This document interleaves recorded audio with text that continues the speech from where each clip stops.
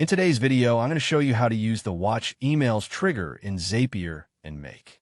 First, let's start with Zapier. Log in and create a new Zap. For the trigger, choose your email app like Gmail or Outlook. Then select New Email as the event. Connect your account.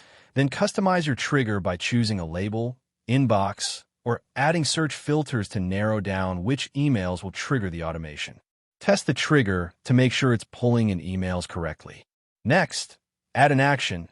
This could be sending the email data to Lemlist, notifying your team in Slack, or saving it to Google Sheets. Once everything looks good, turn on your Zap. Now let's move to Make. Create a new scenario and add your email app module. Choose the Watch Emails trigger, then connect your account. Set any filters like folders or criteria to control which emails are watched. Run a test to confirm it detects incoming emails.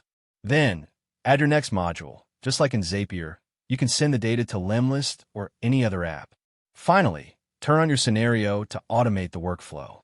Now, every time a new email matches your conditions, your automation will run automatically. And that's it.